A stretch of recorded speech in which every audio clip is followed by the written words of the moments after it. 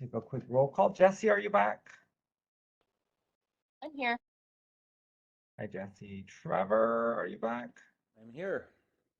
Thank you, Trevor. Renee, are you back? Yes, I am. Thank you. Hi, Renee. India, are you here? Here. Thank you, Jose. I think Jose has to not able to come back until 2:30. So KK, I'm here. thank you, KK, and Maria. Here. Thank you, Maria. Nicole. Here. All righty. And I'm here. A quorum is established. Okay, Judge Rowan, are you here? Yes. Okay, and then I think Christina, I see you, and our petitioner Christine's here. So, Your Honor, you're back to you. All right. Thank you, Dr. O.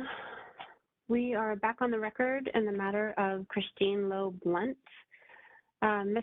Blunt, prior to taking a break this afternoon, you were sworn in. Despite our break, you were still under oath. I believe where we left off, Ms. Jarvis had concluded her questioning and we were going to go to the board. Ms. Jarvis, is that correct?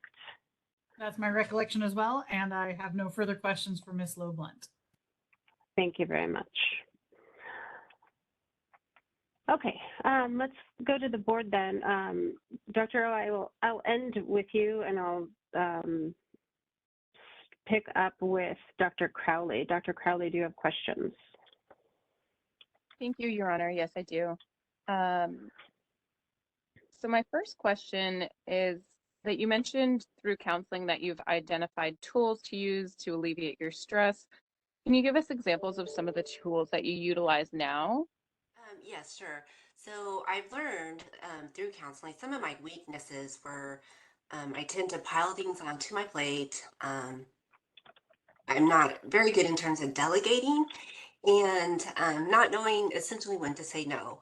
So some of the tools that I have learned is to really focus on myself, self-care, to find ways of relaxation. And some of that I've noticed in the last few years is I love reading. So I went back to reading kind of to decompress myself from not only from the pharmacy world, but also from family. So kind of my own time. I've picked up gardening.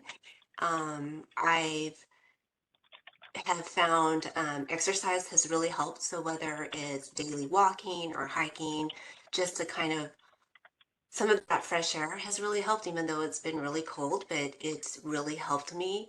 And also, one of my main tools that I've learned that I did not think I would enjoy is actually meditation. And that was under the advice of my counselor. She said, just try it and see if you like it.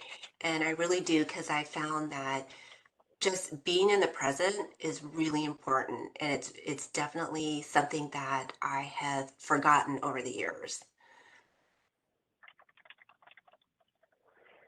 Thank you so much. In terms of balancing the stress when you're actually on the job, how will you utilize what you've learned to deal with the stressful situations, especially Right. post-COVID? Everything is very stressful, especially in a retail environment. And I'm sure you've seen some of the national attention with working conditions. So can you give Right. us just a little bit of insight as to how you would manage that Yes. Yeah. in the workplace? Absolutely. Absolutely. So, for example, when it is my lunch break, I actually leave the pharmacy for half an hour. I go out, whether I go outside, I'll either have lunch in my car or after I have my lunch, or if it's nice outside, I'll eat lunch just outside, just on there's like some benches and I will usually take a little walk. Um, that will really help relieve some of my stress. I'm not thinking about pharmacy. I'm not worried about, oh my gosh, I need to get back. I have 100 prescriptions to fill and they're all past due. I'm not even thinking about that. I'm literally that half an hour is my alone time. it's just me. I'm not on my phone or anything. I just take a break, and I call it these little mini mental breaks. I also do when I'm at the pharmacy or working at the pharmacy for an 8-hour day. I do take my two breaks. Again, I call those my mental breaks, and that has really, really helped me, which I never had really partaked in beforehand, before all this had happened. Perfect. Thank you. I don't have any other further questions. I just want to wish you luck, and Thank I'm you. sorry that you had such a difficult time a couple years ago. That's a lot to deal with, but I'm glad that Thank you. everything's been a little bit better for you now. Thanks. Thank you, Dr. Crowley. Mr. Chandler, any questions? Yes, so you got a probation sentence for 5 years. Can you let us know why it is necessary or why you're coming to us specifically to end it early? Is there a particular cause for you wanting an early termination of probation? Right. No, I understand. I contemplated about applying for early termination. I wasn't sure. I was, I guess, scared, right? However, I feel like I am such a different person now. I am so much more happier. I don't feel overly stressed as I did before. I'm not going day by day just doing my things. I'm actually living that moment and just enjoying life. And I feel so mentally better, not only with work, but also family. I feel like I have better support in my work environment. I have a great work team, and also better support with my family as well. And like I said, I'm just enjoying my life much better. But I think the most important thing is that I really have focused on myself, and I can mentally tell that I'm just at a better place. I kind of I put me first rather than others.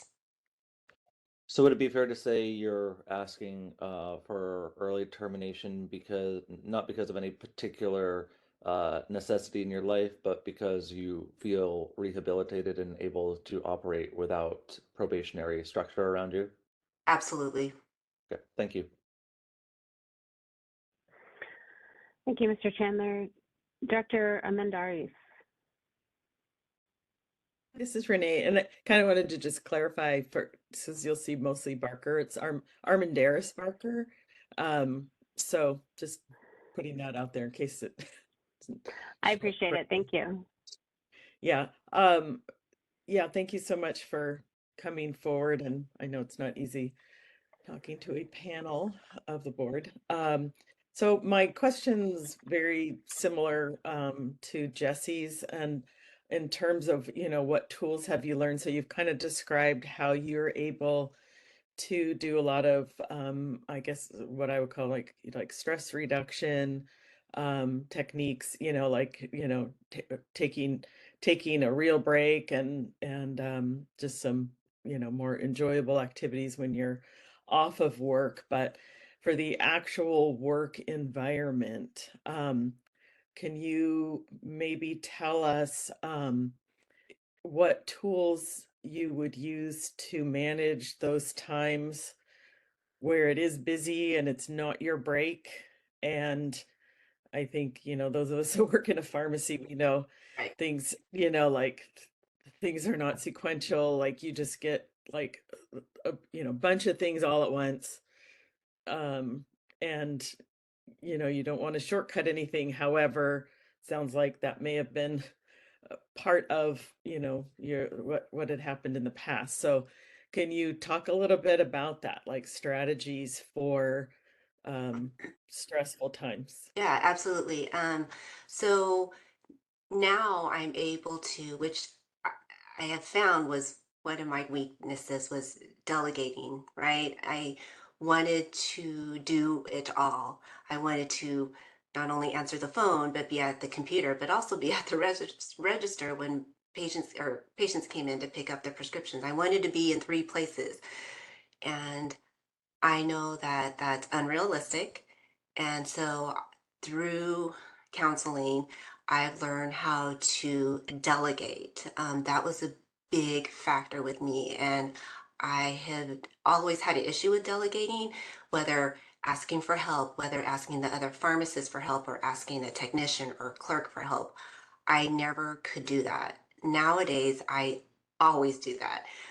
If I'm on the phone, I know I can't be at the register. So I make sure, I motion to the clerk or to the technician, we need help out there, or we need help with the lines, or we need help with the phones or with drop off prescriptions. I know it's only me and I cannot be doing it all. So I'm really good about delegating, and that has definitely helped me reduce my stress load. Thank you so much for your response. Ms. Cameron Banks. No questions. Thank you. Thank you. And it was Mr. De La Paz who had to leave, correct?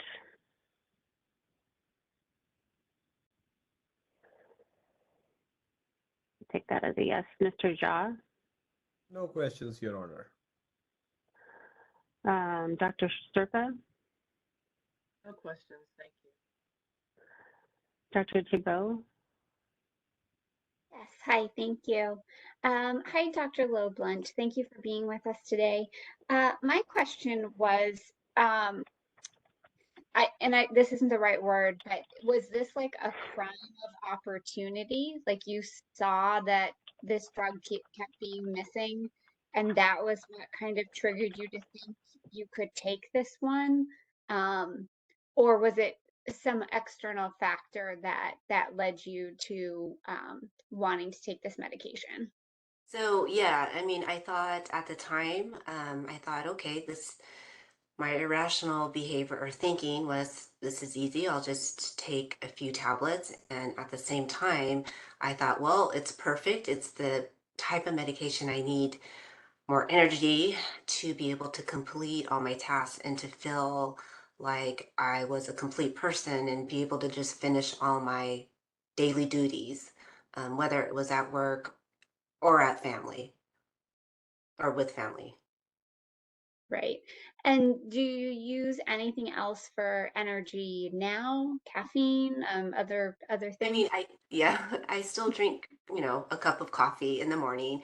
That's pretty much it. I think though the last few years I just have um been able to you not get energy, but just be a happier person. And I think that by being happier has given me energy, if that sounds a little funny, but yeah, I just feel very relaxed.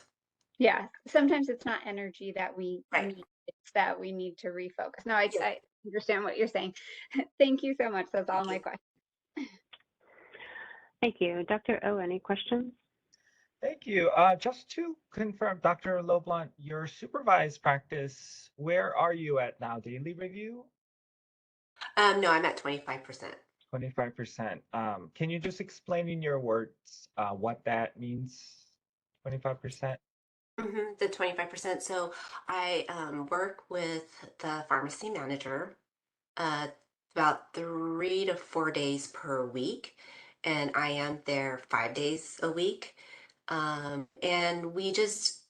luckily, I have a really great pharmacy manager. We work really well together, and she understands what I have gone through, and we kind of just help each other out. And yeah, she's very supportive. So when you say 3 days or so, you have like an overlap with Yeah, supervised? yes, yes, exactly. We have, Okay, yes. Hmm. got it. Okay. I have no further questions. Thank you, and appreciate your package, submitting everything. Thank you. All right, thank you. Ms. Jarvis, any further questions? None, Your Honor. Would you like to give a closing statement? No, thank you. Submitted. Ms. Ms. Loblunt, did you want to add anything in close? I just would like to thank the board for allowing me to petition for early termination of probation, and that I am truly sorry for my actions. But to know that I found my passion again, which is, being a pharmacist. And that being a great pharmacist doesn't mean finishing things on a timeline, but to provide help for our community in terms of, medication or vaccinations. But again, thank you so much for your time. Thank you, Ms. Loblunt. This concludes the hearing. The record is closed. The case is submitted, and we are off the record. Ms. Loblunt, you are free to go. Thank you.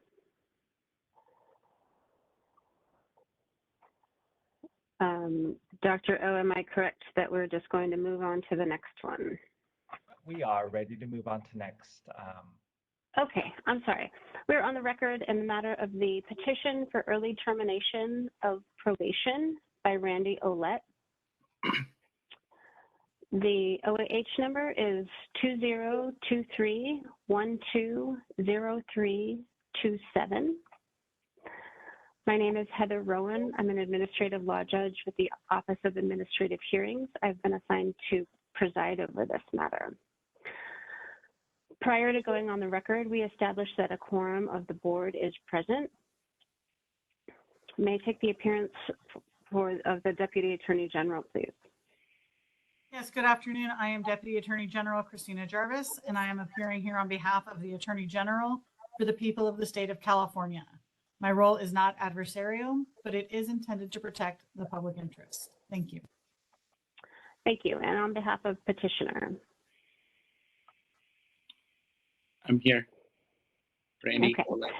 Sorry. Mr. Ouellette, you're representing yourself today, Oh, correct? yes, I am. Thank you.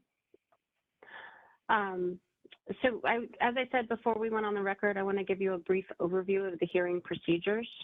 I will start with requesting a statement of the history of this case from Ms. Jarvis. Once she's presented that history, I will ask if you'd like to make a statement, and if you do, I will take that statement under oath. Following that, I'll give Ms. Jarvis the opportunity to ask questions, and then I'll open it up to questions from the board. I'll take brief closing statements if the parties want to give them, and the matter will then be submitted. The board will go into closed session today to deliberate. You will not receive a decision today, but you will receive one sometime in the future. Do you have questions before we begin? No, I do not. Thank you, Your Honor. Okay. I want to acknowledge that you had consented to electronic recording, and this hearing is being recorded today. Ms. Jarvis, are you ready? Your Honor. Yes. Go ahead. This matter arose via an accusation filed on December 13th of 2019 against petitioner's pharmacy technician registration and his intern pharmacist license. This case involves a violation of laws regulating controlled substances, in that, in April of 2019, petitioner was caught at the Coachella Music Festival with MDMA and cocaine for personal use. Petitioner entered into a stipulated settlement with the board, whereby his pharmacy technician license was surrendered, his intern pharmacist license was placed on probation for 5 years, and he agreed that any future pharmacist license that would be issued to him, if it was issued, would also be subject to the same probation term.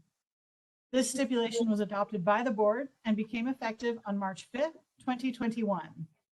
Petitioner's pharmacist license was issued just 5 days later on March 10th, 2021. Petitioner has been almost completely compliant with probation. He did miss 2 drug and alcohol testing check-ins, not the actual tests themselves, but the check-ins on December 23rd of 2021 and July 9th of 2022. He has paid in full the reimbursement of board costs ordered, which was $3,000, and has paid all probation monitoring costs to date. Excuse me. With the petition, petitioner provided the following information: 59.25 hours of continuing education during the appropriate time period, and 8 letters of recommendation, all of which were verified. In these letters, the authors write things such as that petitioner is reliable, has grown, has become a strong advocate for professional and mental development, is passionate about pharmacy and his own professional growth and learning. And there's a letter from Miss Soriano that is particularly revealing, which discusses petitioner's growth from his beginnings working in the meat department at Walmart, working his way up there to stocking shelves in the pharmacy, then becoming a technician, then an intern pharmacist, and now a pharmacist. There's also a PC 1000 certification. Now, this was submitted to the board prior to the stipulated settlement, so it's not necessarily new information, but I did want to bring it to the court's attention as well because I failed to redact the birth date from this page. I always redact petitioner's birth date and social security number, but I missed this one. So this is on page AGO 15. It's also page 28 of the PDF that was submitted. That is the entire petition packet.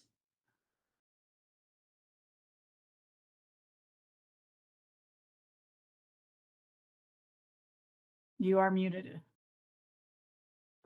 Darn it. It's okay. If it's okay with you, Ms. Jarvis and Mr. Ouellette, I'll just redact those 2 birth dates from the packet before stamping. Does that work? I would appreciate that, Your Honor. It's not 2 birth dates. You just gave me 2 different pages. 2 different page numbers. Ways, 2 different ways to find it. Correct. Got it. Okay. And Mr. Ouellette, I just heard that you agreed as well. Thank you. Ms. Jarvis, anything else? No, at this time, I would like to identify and move Exhibit 1, excuse me, which is the notice of hearing and the agreement for electronic recording. Mr. Ouellette, have you had a chance to review the documents Ms. Jarvis has labeled Exhibit 1? Yes, I have, Your Honor. Any objections to my admitting these documents? None at all, Your Honor. Thank you. Exhibit 1 is admitted. Thank you. And then Exhibit 2 is the petition packet consisting of all the documents just identified, and then also including a memorandum to the board from board staff and the underlying decision and order in this matter. And I would ask that be admitted for all purposes as an entire packet. Thank you. And Mr. Ouellette, same question. Have you had a chance to review these documents? I have, Your Honor. Thank you. Any objection to my admitting them? None at all. Thank you. All right. Exhibit 2 is admitted. Thank you, Your Honor. Then this is the time for the petitioner to address the board. Mr. Ouellette, did you want to make a statement to the board today, yes or no? Yes, please, Your Honor. Raise your right hand, please. Do you solemnly swear or affirm under penalty of perjury the testimony you give today will be the truth, the whole truth, and nothing but the truth? I do. Thank you. Before you start, will you please say and spell your name for the record? Randy Ouellette. That's R-A-N-D-Y. Last name O-U-E-L-L-E-T-T-E.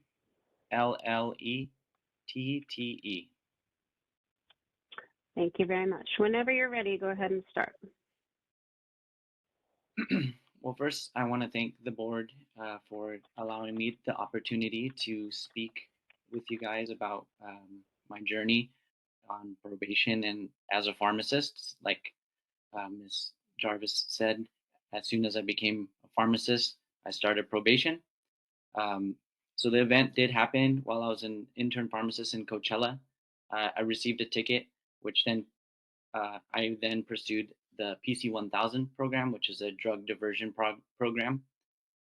With that program, I had to maintain and attend weekly AA events, as well as subject myself to random drug screening and attend education regarding drug drug and drug use, where I was in groups with other uh, members of the program that were drug users. And after completing that program, uh, well, while I was completing that program, I was almost done, and I received a letter from the board that my license was under investigation. It was under the advice of one of my professors at school to inform the school what was going on, because I was on rotations at the time. And after informing the school that my license was under investigation, I did get suspended from the school.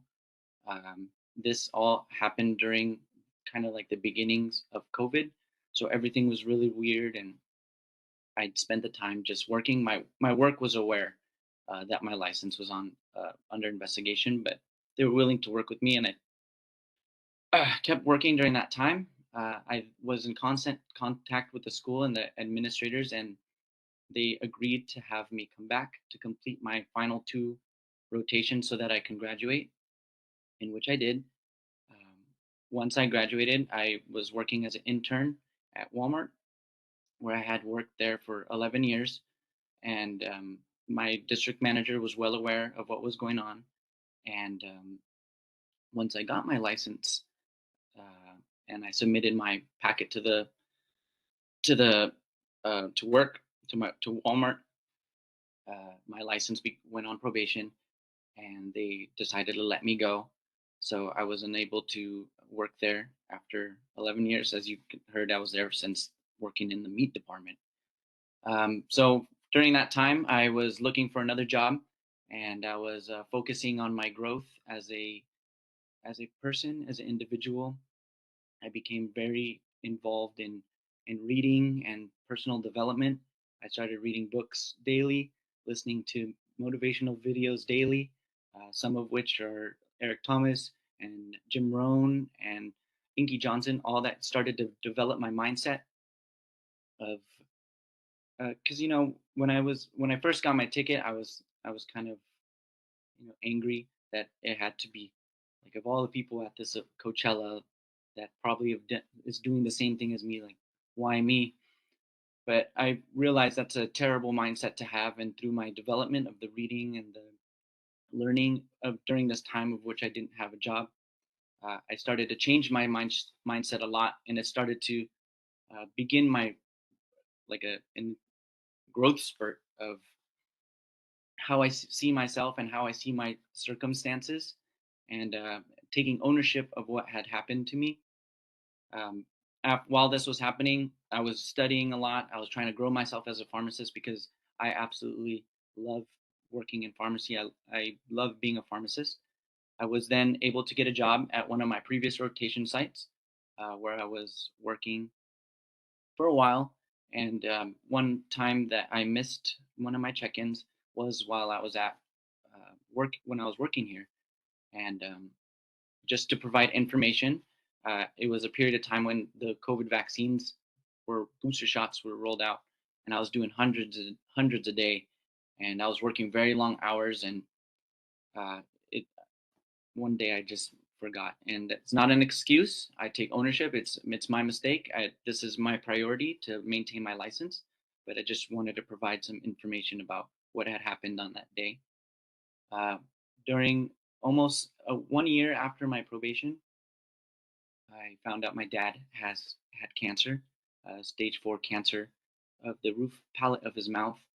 And in a weird way, I feel like being in this program and being part of this kind of prepared me for big things like that, and big events where I was able to kind of, through the reading and the motivational videos that I to this day watch daily, um, I was able to handle the stress and the uncertainty of that situation in a far better manner. Um, One of the second times that I missed my check-in was during this time when my dad was undergoing treatments, and he had to go to the hospital because he was having complications arise from the radiation. And my mom had COVID, so I was taking care of my mom at home. I drive to work, and then I drive back and take care of my mom again, and then drive back. For reference, I live in Corona, which is in the Inland Empire, and I was driving to where I was working in Lake Forest, back to Corona, and then back to UCI because that's where my dad was at. And in this kind of chaos, I let another day slip. Again, not an excuse. It's just information regarding what had happened that day. I really do believe, I really am thankful for being part of this program. I will say that the person that I am today, I'm now about to be 32, compared to when I was at the event 27, I'm a completely different person. I'm so thankful that I was, it's going to sound weird, but put on this probation, put on this stress, kind of like stressful time, because it was really shaped who I am today. I'm even more driven than I was before, to be a great pharmacist, to be a great community member, to give back. And going through these drug education sessions, especially with the PC 1000, and also going to these AA events, it was apparent to me that just even a small decision can create an avalanche of bad decisions moving forward. And I heard them through the testimonies of people who were actually going through it. So again, I just want to say thank you for putting me and part of allowing me to still just be a pharmacist. I'm thankful every day that I have to wake up and drive to work and sit in traffic because I know I have a job at the end of it, and I'm allowed to practice pharmacy. Yeah, I had something else I wanted to share as well, but my mind is blinking. Some ways that I handle my stress, especially now. I go to the gym 6 days a week. I run once a week. I am really about my physical fitness. So even my diet has changed tremendously. I am thankful for the random drug screens. Every day I wake up at 5 a.m. To check in, and it's become a discipline for me. And that discipline has now spread into other parts of my life where I am able to go to the gym 6 days a week, no matter what time I get off work, no matter what happens in the day, I'm going to the gym. And those kinds of things were set up because of what I've been going through with this program. And one last thing I'd like to highlight is the ethics program was something that I really found insightful, where I was able to sit with other pharmacists who were kind of going through their probation journey as well. And I learned about triggers and different types of things and different types of stress that other pharmacists might endure that maybe I was also enduring myself, and different ways to kind of identify what those triggers are. Even in good people who are great pharmacists, there's always a tipping point for everybody. And I found that very insightful. And one of the readings that I read, part of the ethics course, was something about a turkey and how a turkey lives its whole life going through something, thinks everything is great, but then one day everything changes, and that's what I experienced. And I don't know, I guess I found that really insightful. But again, thank you to the Board of Pharmacy for allowing me to speak to you today, and I'm open to any questions that you guys might have. Thank you, Mr. Ouellette. I will start with Ms. Jarvis. Do you have questions? Yes, thank you. So, Mr. Ouellette, considering everything that you just said about the probation program and how useful it's been in your life, why do you want to get off probation early? You've only served about half, maybe a little over half of your agreed upon probation term. Yes, ma'am. So I'm very passionate about my career, as shown in my packet. I'm really want to excel in the field of pharmacy and continue to grow. I would like to potentially pursue a residency program.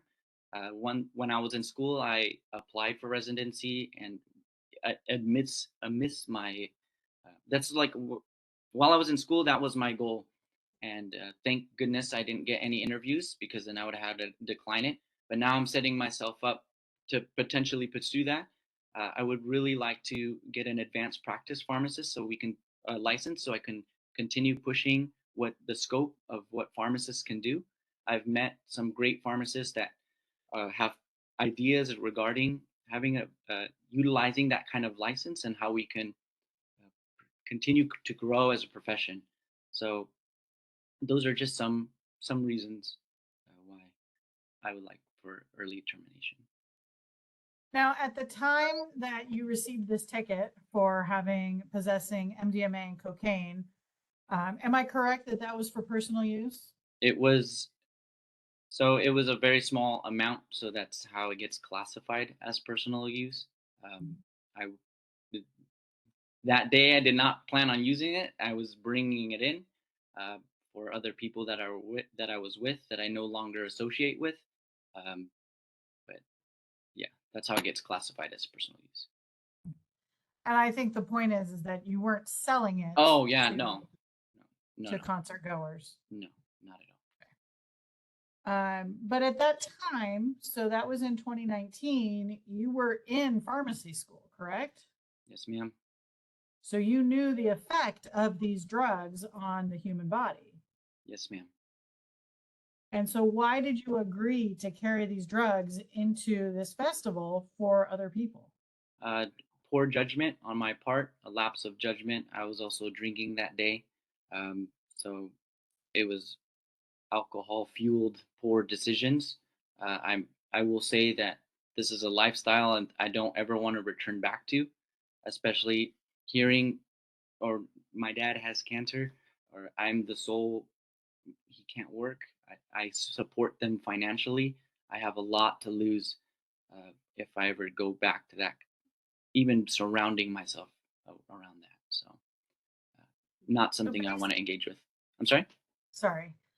So based on your experience with probation and going through this whole process, do you consider yourself to be or have been an addict? No, ma'am. Not at all. I have no other question, Your Honor. Thank you, Ms. Jarvis. We'll turn to the board. Dr. Crowley. Thank you, Your Honor. That last question, I guess, answers some of this. I know that you just mentioned that you don't identify as an addict. So do you still attend AA meetings? No, I don't attend No. AA Okay. meetings. Yeah. Okay. And just so that I understand it, you're looking to end probation early so that you can continue furthering yourself in your career, including pursuing residency. Is that correct? Pursuing my career, or I've always felt like I have great leadership skills. So potentially taking managerial roles. Currently, with my probation, I'm not allowed to have any types of position like that. So just further advancing my career. Okay. Thank you. Excellent work. It's really refreshing to hear how much you've learned over the course of your probation, and I wish you luck on your petition. I have no further questions. Thank you. Thank you. Mr. Chandler? No questions. Dr. Barker? Hello. Yeah, I mostly just wanted to say, that you've done some good work, and I don't have any questions. Just wanted to thank you for coming before us to try and see what can happen for your advancement of your career. Thank you. Thank you. Ms. Cameron Banks? No questions. Mr. Jha? No questions, Your Honor. Dr. Serpa? No questions. Thank you. Dr. Tebow? Yes, I just had one question. And first of all, Dr. Ouellette, as a fellow person living in California with a French last name, I totally feel your pain on that one. But my question for you today was, even though you do not consider yourself to be an addict, do you maintain sobriety? 100%. 100%. This lifestyle that I've been living since probation, and even prior to that, because PC 1000, I was required to maintain sobriety for the program. My mindset where I'm at, where how I think and how I feel about myself is not anything I want to taint with anything external that might lead me down a negative path. Yes, So and when you are no longer required to remain sober, do you intend to continue? 100%, 100%. This is not, my license is not something I ever want to even jeopardize in the smallest sense. Great. That was all my questions. Thank you. Thank you. Thank you. Dr. O, questions? Sure, Thank you, Your Honor. Dr. Olet, so just confirming all charges are dropped, right, currently? Yes, sir. So since upon completion of the PC 1000 program, my charges are dropped. Okay, and can you just explain in your words what the PC 1000 program was and how it, um, what the program entailed? So the PC 1000 is a drug diversion program. So people who get misdemeanors for drug charges are allowed to do this program to learn about what can happen with drug use, and upon completion, your charges get dropped. So I had to go to 16 AA meetings or NA meetings, but I chose AA because part of the why I'm here, it was because it was fueled by alcohol. Um, we were also required to attend 10 educational sessions where we sat amongst other drug users or people who had got misdemeanors for drug charges. So I sat amongst those who were meth users or heroin users and got to learn in a group setting and hear their side of the story, hear from them what they've gone through and to learn from each other. I was also subjected to random drug testing. So when I would attend some of these meetings, they said, you're getting tested today. And if you test positive even once, you're out and the charges get stuck to you.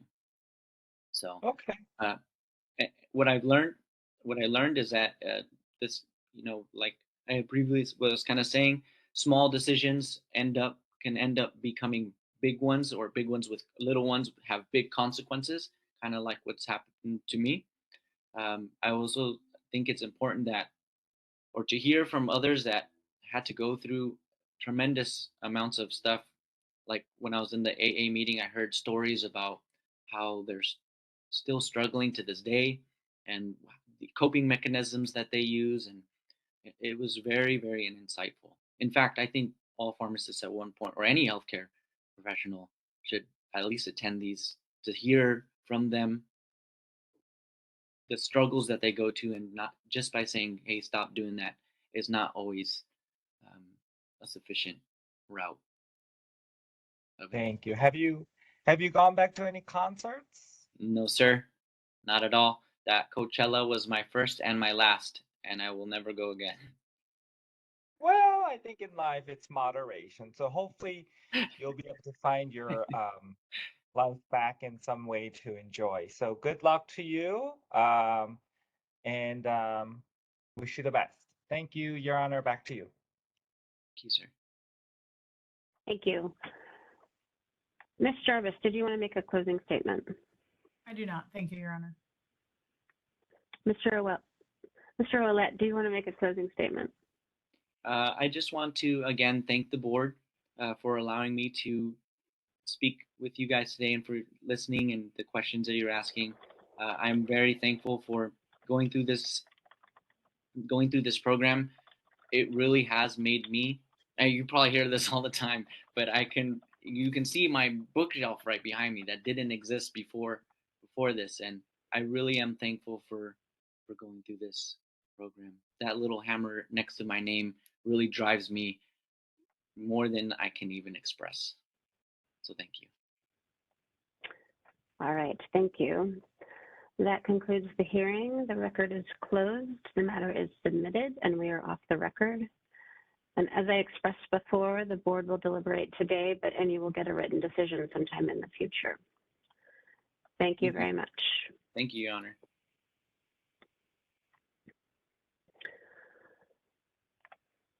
Dr. O, did you want to move on, or does anyone need a break? I think, we might need a quick break. KK, go ahead. We'll take a 5-minute break. Yeah, 5 minute. We'll come back at 2:50. We'll just come back at 2:55. All right, so Mr. Marovich is the next petitioner. Yep, Sarah, All are right. they ready to go?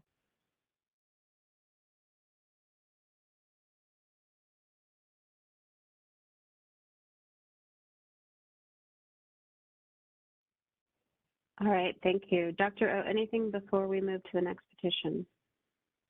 Nope, we're ready to go. Thank you, Your Honor. All right, thanks. Welcome, Mr. Marovich. Welcome back, Ms. Jarvis.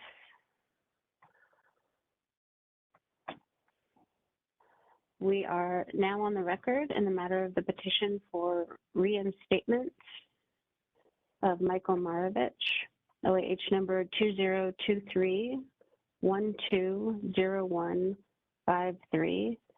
My name is Heather Rowan. I'm an administrative law judge with the Office of Administrative Hearings. I have been assigned to preside over this matter. Prior to going on the record today, we established there is a quorum present. I just want to confirm whether Mr. De La Paz had returned.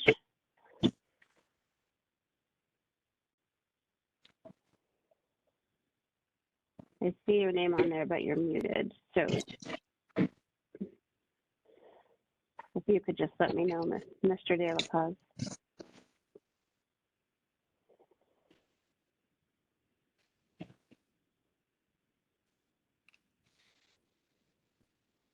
Okay. I'll take that as a no. Okay. So we do have a quorum of the board. Excuse me. May I take the appearance of the Deputy Attorney General, please? Yes, good afternoon. I am Deputy Attorney General Christina Jarvis, and I am appearing here on behalf of the Attorney General for the people of the state of California. My role is not adversarial, but it is intended to protect the public interest. Thank you. Thank you. And Petitioner Michael Marovich, you are present. Am I saying your name correctly? It's Marovich. Thank you. Marovich, thank you. You're representing yourself today, is that correct? That is correct. All right. So the board members and I have received a petition packet that you should have also received. Were there any other documents that the board does not have before it today that you intended to produce but have not yet produced? No, Your Honor. No other And documents. any witnesses? Okay. Any witnesses besides yourself? No, ma'am. Okay. First, in your packet, there is a consent to electronic recording, and I want to acknowledge that this hearing is being recorded today electronically.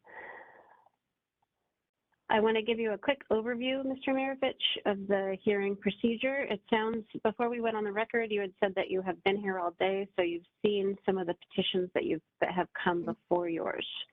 We'll start with a statement from Ms. Jarvis on behalf of the people. Once she concludes, I will ask you for your statement, and if you'd like to make a statement, I will take that under oath. I'll then ask Ms. Jarvis if she has any questions, and following that, I'll open it up to the board for questions. I will ask for any statement and close, and then we will conclude. The board will move into closed session deliberations. You will not receive a decision today, but will receive a written decision sometime in the future. Do you have any questions before we begin? I do not. All right, thank you. So we're going to go straight to the Deputy Attorney General's statement then. Ms. Jarvis, whenever you're ready. Thank you, Your Honor. So this matter arose via an accusation filed on December 13th of 2019 against petitioner's pharmacist license and his pharmacy license where he was an owner and the PIC. This is a drug diversion and a maintenance of records upon dissolution of a pharmacy case. So there's two different sort of time frames that are at issue here. The first is the dissolution of the pharmacy, and then after respondent or petitioner closed his pharmacy, He then went to work for another pharmacy, and that's where the drug diversion occurred. So I want to be clear about the timing, is that the pharmacy dissolution occurred first and the drug diversion second after leaving that pharmacy. So as the owner and PIC of a pharmacy, petitioner closed his pharmacy and he moved the records allegedly into his garage, an unapproved and unlicensed location. Petitioner had been informed by a board inspector just the previous month as to how to correctly close his pharmacy and how to correctly handle the pharmacy records. Petitioner then lied to board inspectors. He said that the records were being stored at a Kmart. When asked to show the inspectors where the records were at this Kmart, petitioner then lied again and said, well, some of the records were in his car and the rest were in his garage. When the inspectors went with petitioner to his car, there were no records. Petitioner then promised to provide those records to the board. He failed to do so. Approximately 1 year later, the board was contacted by petitioner's former landlord at the pharmacy location, and the board was notified by this landlord that 48 boxes of records from petitioner's pharmacy had been found in an attic space above the pharmacy premises. So the records were ultimately, just over a year later, recovered. Additionally, while the PIC and working at this pharmacy, petitioner had filled prescriptions written on a stolen prescription pad after the board had posted an alert to all pharmacists and pharmacies about the pad being stolen. Again, after closing that pharmacy, petitioner went to work at a local chain pharmacy, and there he stole several hundred tablets of various drugs on approximately 10 or 11 occasions. And on one occasion, he was observed on video swallowing a pill directly in the store. Petitioner stole approximately 100 tramadols, 30 ibuprofen 600 milligrams, 40 ibuprofen 800 milligrams, 60 gabapentin, 20 to 30 alprazolam in 2 different strengths, 1 and 2 milligrams, 30 phentermine, and 30 to 40 caresperdal. Petitioner admitted taking these drugs for his personal use and for his wife's use. The pharmacy itself surrendered its license, which would probably be obvious since it was already closed, but petitioner proceeded to a hearing.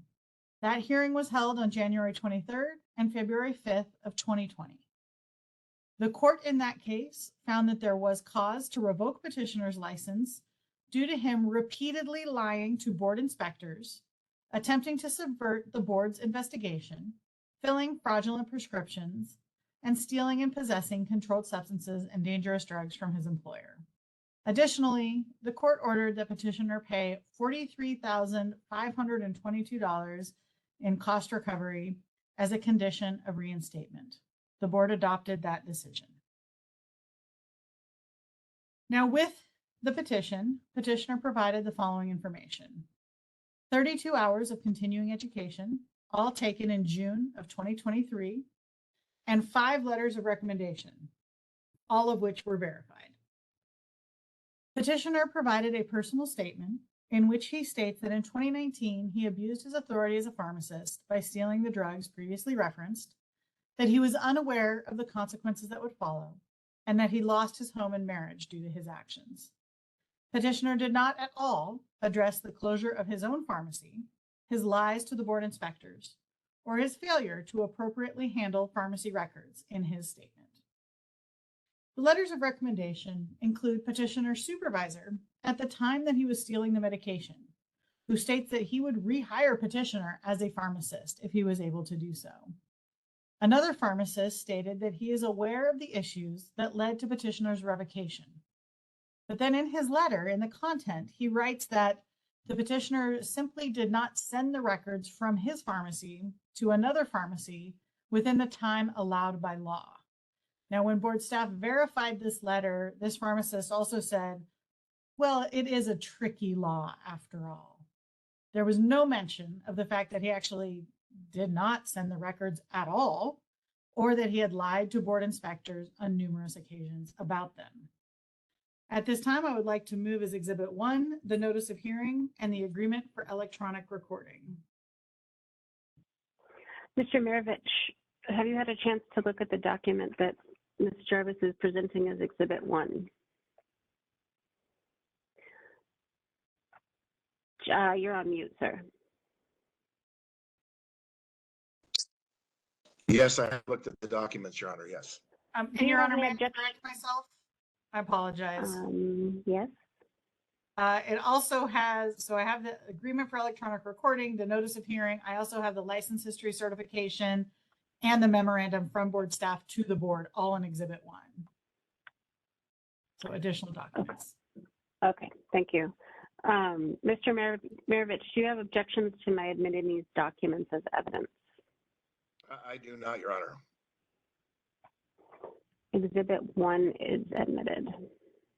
Thank you, Your Honor. I apologize for the confusion there.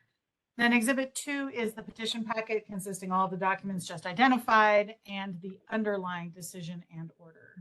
And I'd like that to be admitted as one packet. Mr. Maravich, same question. Have you had a chance to review these documents, most of which are yours? Yes, I have, Your Honor. Any objections to my admitting them as evidence? No, Your Honor. Exhibit 2 is admitted. Thank you, Your Honor. That completes my presentation, and I will cede the floor to petitioner. Thank you. Mr. Maravich, yes or no, would you like to give a statement today? Yes, I would. All right, raise your right hand, please. Do you solemnly swear or affirm under penalty of perjury that the testimony you give today will be the truth, the whole truth, and nothing but the truth? I do. Thank you, sir. Will you please say and spell your name for the record? First name is Michael, M-C-H-A-E-L. Last name Maravich, M-A-R-A, V as in Victor, I-C-H. All right, thank you. I just want to remind you that the board has your petition packet today and has reviewed it, so you don't need to repeat everything that's in the packet. The board is focused on rehabilitation that you have engaged in since the time of your discipline. Whenever you're ready, go ahead and begin. Okay, thank you. I want to thank everybody for this opportunity, and I express my gratitude for the opportunity to get my license possibly reinstated.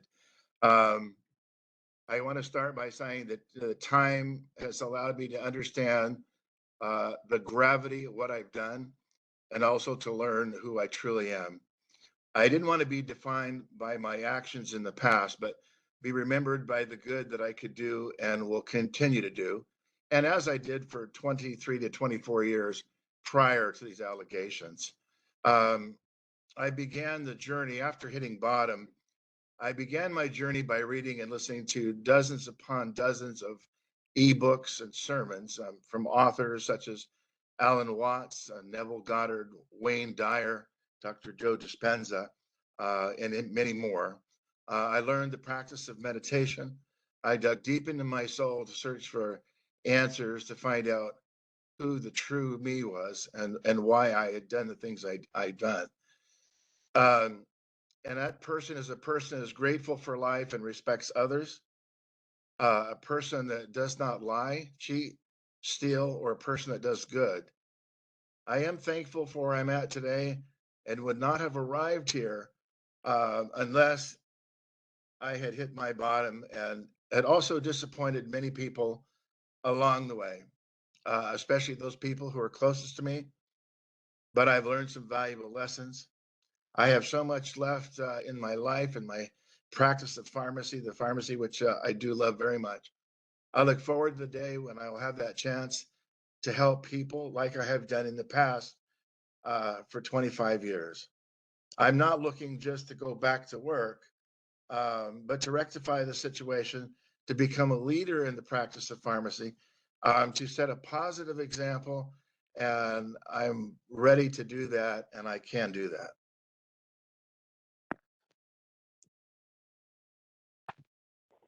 Thank you, sir. Ms. Jarvis, do you have questions for Mr. Maravich? Yes, thank you, Your Honor. Mr. Maravich, why did you omit any information about the closing of your pharmacy in the personal statement that you provided in your petition? Okay. And we're talking about the pharmacy records here. I lost you for a moment. Yes, so I was asking why you did not include any information about that. So you talked at length about the diversion, but you did not even address at all the allegations regarding the closing of your pharmacy and the hiding of the records. Yes, I would like to speak of that. Part of I concentrate on the diversion because to me, the drug diversion was a bad. I thought in my mind that was the most critical part, and so I really had focused on that and my rehabilitation from that. A little bit about what happened as in the pharmacy in 2015, basically. And I'll make this short. We had the major fires in Hidden Valley and Lake County. And what happened after those fires, we had lost about 40% of our revenue. So we were forced to close down the pharmacy. And it was a very stressful time. The board inspector had come up to me and said, what are your intentions? And so my intentions were to that we needed to close the pharmacy.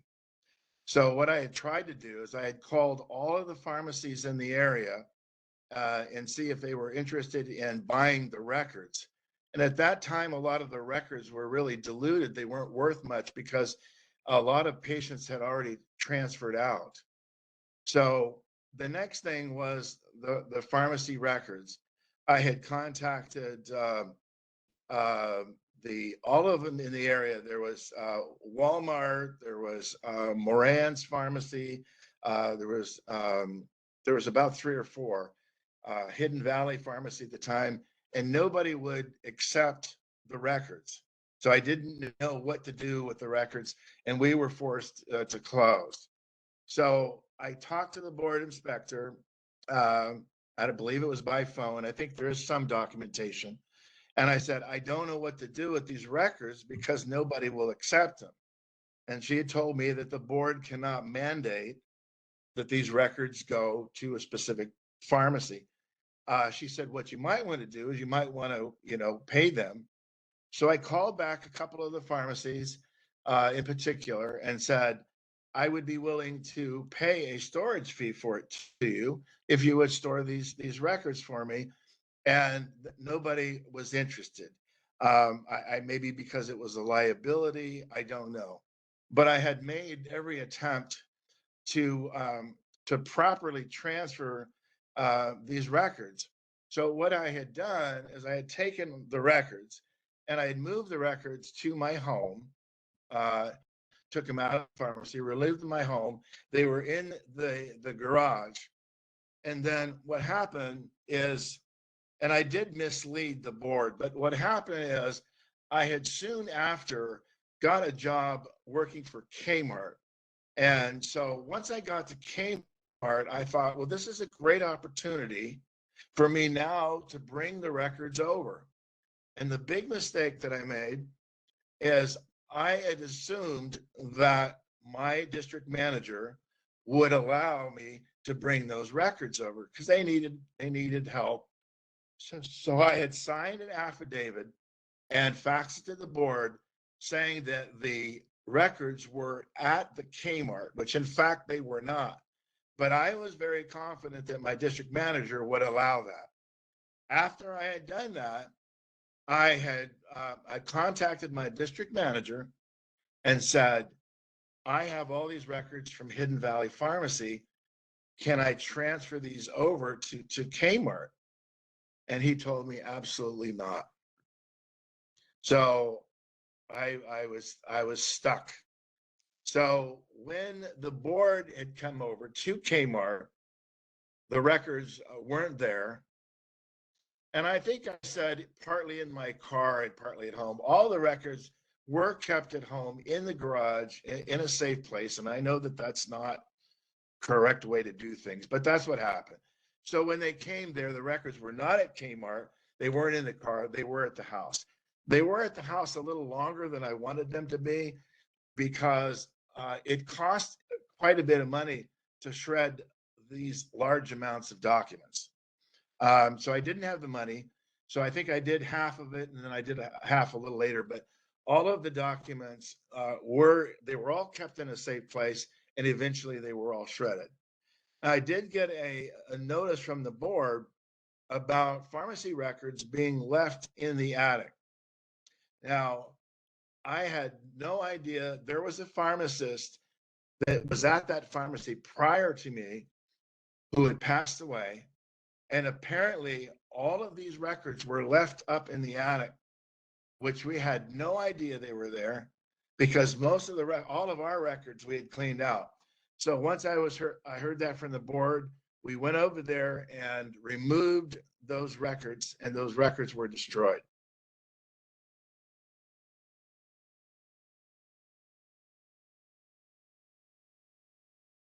Hello, I'm not hearing anything. No, but Hello? yeah, Okay, was thank you. that the end of your answer? Thank you. Okay, so looking at the accusation, it does say that the records found up in the attic were from Hidden Valley Pharmacy, which was your pharmacy, and dated from 2007 to 2012. So when did you become the owner of Hidden Valley? It was around 2013. So shortly 2013, after. 2014. Yeah, I had no idea they were up in an attic. I didn't know I had no idea they were up in there. Okay. So according to your license cert, you became the owner on November 5th of 2013. So you never knew that these 48 boxes were up in the attic? I had no idea there was an attic up there. No, ma'am. There was just, it was up in the ceilings. We had our own storage area, and I had no idea. When we cleaned out the pharmacy, we had cleaned everything out and was unaware of those boxes that were up there, all from the previous owner who had passed away. So when you were the owner of this pharmacy and you became the owner Yes. in November of 2013, you never had occasion to have to look back in the records? No, ma'am, not that far. No, I did not have a chance. And I didn't even know the records that existed. And I was working with the spouse of the pharmacist that passed away, and she had never mentioned that. So I had no idea that those records even existed. Had I known, I would have at least moved them out of there. I would not have left them there. I believe that you testified at the hearing that you did not recall filling the prescriptions for that patient that had the stolen prescription pad. Do you remember that testimony? I do, yes, but I do recall filling prescriptions for that individual. Yes, I do recall that. And I do recall that there were no red flags that I could see because the dosage was correct. But what I failed to do is apparently the prescription blank was stolen, and I was unaware of that. Now, the board inspector says, well, do you know that the prescription stolen blanks are listed on the board's website? And I said, no, I was unaware of that. But because there were no red flags, because this individual was filling prescriptions all over. And as I understand, even when I was at Walmart, Walmart was cited for that same individual that filled those. So there were a number of pharmacies that filled prescriptions, but because I didn't pick up any red flags, and I have to admit, I did not check Kerr's, the Cures report. And the reason for that, at that time, it was not mandated that we check the Cures. So I looked at the prescription, it looked okay. I think we filled it twice for this individual. And that's what it says in the decision and order, that you filled it twice after it was announced on the board's website that this prescription pad had been stolen. Yeah, yes, ma'am, that is true. But I did not know that the prescription pad was stolen. I did not know that that physician. But as if I even recall the prescriptions, they were very I think one of them was Norco twice a day for number 60. It was very, there was no red flags. And I knew this individual had come into the pharmacy, seemed like a very good person, never had any problems. So I didn't really have any reason to suspect that this was a fraudulent prescription.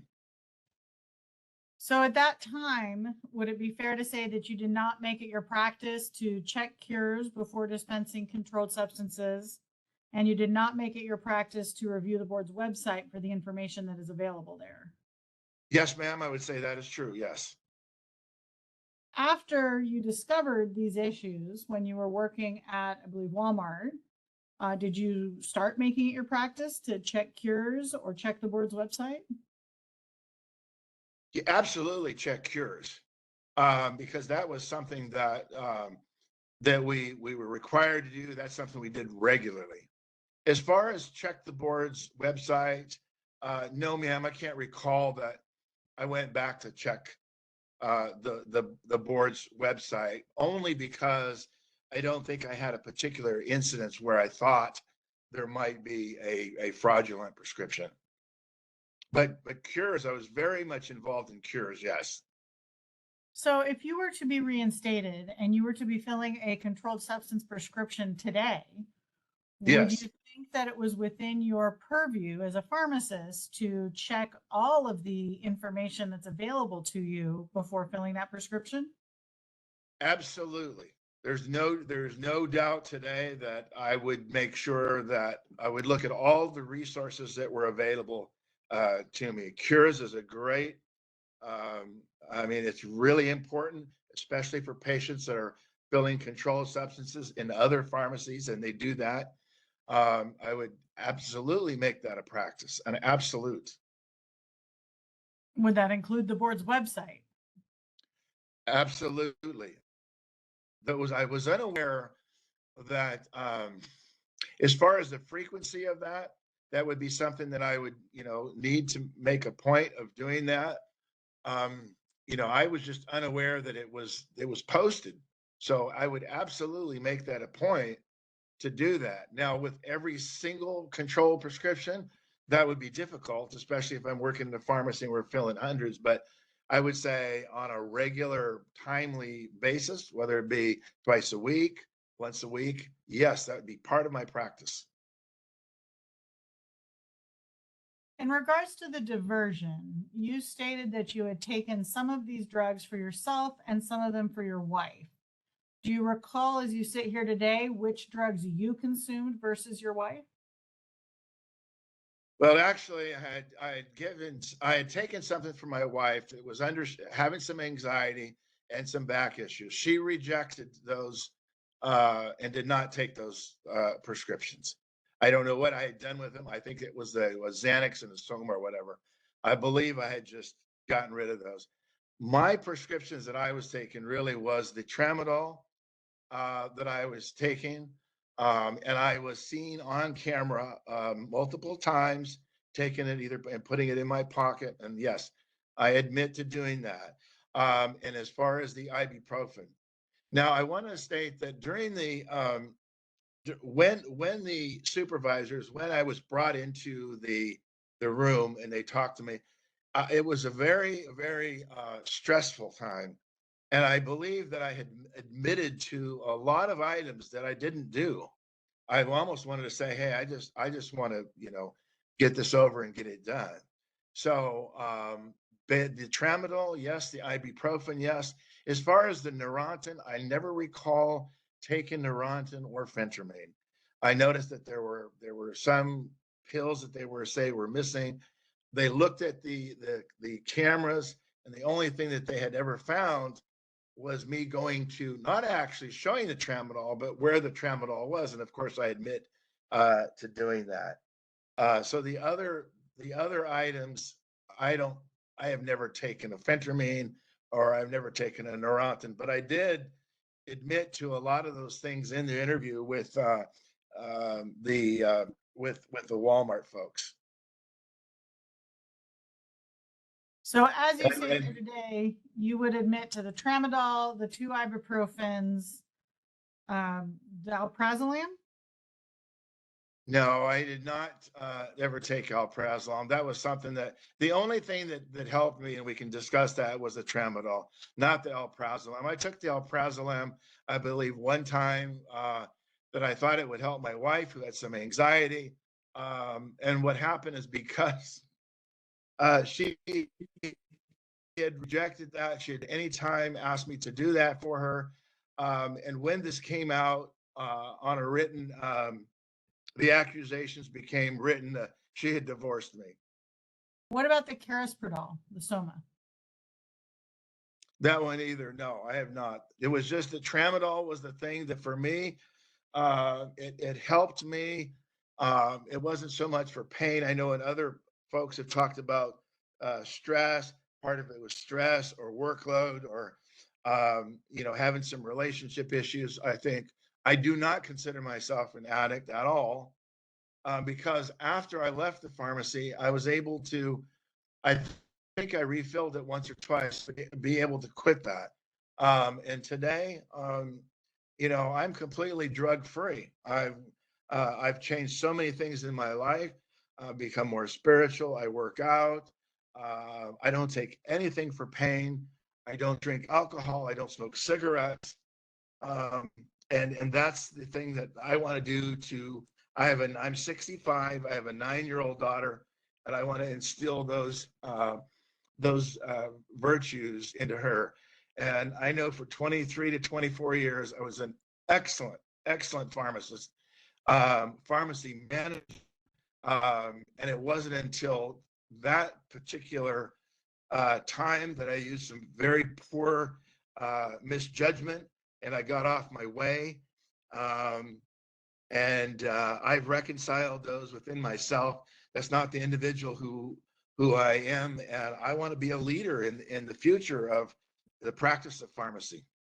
I want to be able to make a difference, and I am truly sorry for what I've done. But more than that, I can sit here and say I'm sorry all day, but the gravity of what I had done weighs heavily on me, and I would hope that the board and everyone would give me that opportunity to become the pharmacist that I am. I can help many people, and I have in the past, given thousands and thousands of shots.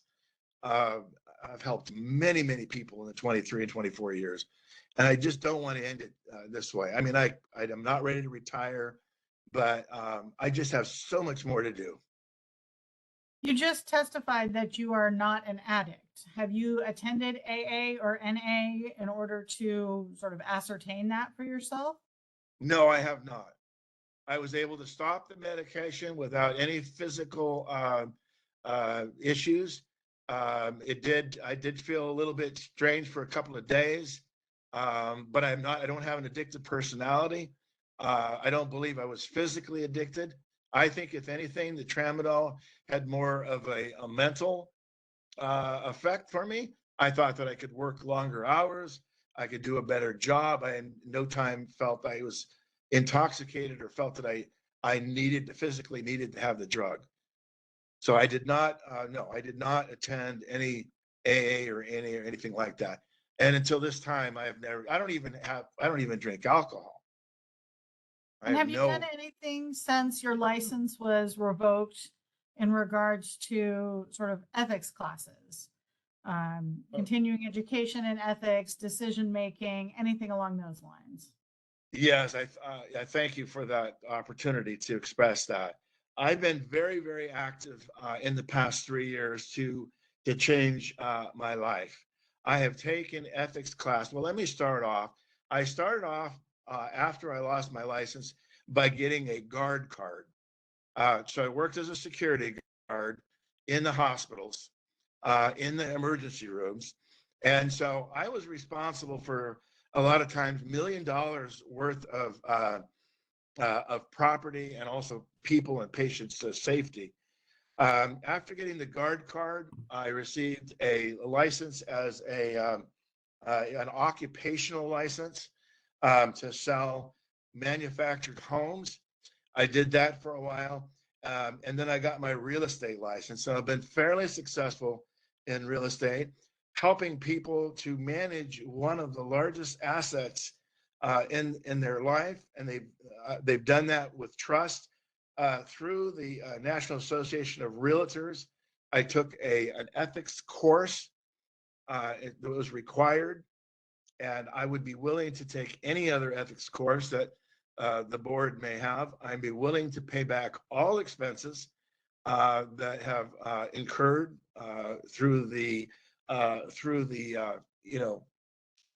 this whole ordeal.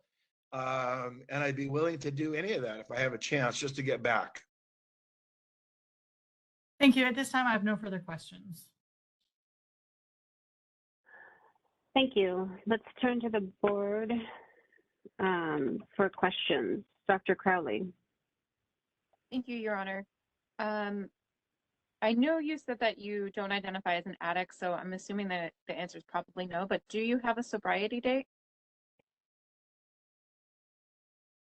That's a good question. I don't really have a sobriety date because I never felt that I had an addiction. But if that sobriety date would be, I'd filled the prescription after I left the pharmacy. I filled it 1 or 2 times, and then I had just stopped. So no, I don't actually have a particular date because I never felt it was something that I had needed, that I had to have. But Great, thank you for the question. No problem. I have no further questions. Thank you. Thank you. Mr. Chandler. No questions. Dr. Barker.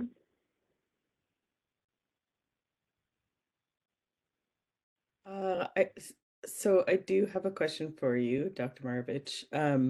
Since 2020, so it's been 3 years, and there's, you have testified there's been a lot of growth. Are you, well, how should I put? I'm just wondering at this time, is there any opportunity for more growth for you? You feel like you're ready now, like you have the knowledge and Yes, thank you very much. I've been a pharmacist for 24 years, and what I've done is over the past couple of years, and most recently too, I have gotten current with pharmacy law, with the PDF on the pharmacy's website, and the changes in the law, and especially stuff that's going on with remote pharmacies. I've kept up with the new drug releases through the FDA, fda.gov. I have, in the past 2 or 3 years, have kept up regular subscriptions to Pharmacy Times, Pharmacy Letter, and I've kept up with changes in the pharmacy. I'm up to date with immunization protocols. I receive regular updates through APHA, the emails and the letters. And then a couple other things that I wanted to point out was that I'm very interested and very concerned about youth using fentanyl and the fentanyl deaths. I did produce a short video that is on YouTube about the dangers of fentanyl overdose. I have plans to talk to the high schools and the middle schools. I get a little emotional about this, I'm sorry. So I've talked to, the next step is to go to the school board in the local area, and I'd like to present to the high schools and middle schools to talk to them about fentanyl overdose and how it can be very insidious and how it can hide in a cigarette or a pill or whatever. I also produced a slideshow, was this beginning of this year, about the top 200 drugs that are available. I have that online with indications, and I use my voice for pharmacy technicians. And I would just say that I am confident that I can practice pharmacy today and pick up where I left off. I've got some tremendous ideas that we may talk about at a later time about video consultations that might be used in remote areas, not to replace a pharmacist consultation, but may be able to aid the pharmacies in remote areas. So I have a lot of things left that I want to do, and I just hope that you will look at this and give me the opportunity. Okay, thank you so much for your response. Thank you.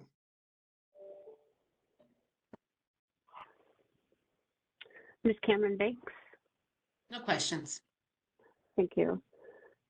Mr. Jha, No question, Your Honor. thank you. Dr. Serpa, No questions, thank you. thank you. Dr. Thibault, No questions. Thank you.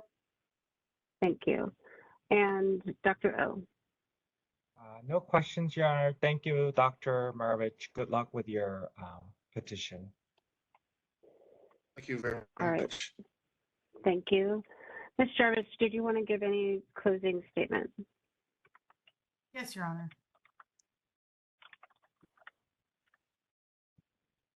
And this is just to address the board. You know, petitioner has shown significant issues with truthfulness and transparency to the board, and his petition itself shows the same lack of transparency in regards to the closing of his pharmacy. He doesn't even really address the lies to the board until I actually specifically asked him questions about it. And he really has provided very little, if any, evidence of rehabilitative efforts. Thank you. Thank you, Ms. Jarvis. Mr. Marovich, would you like to offer a closing statement?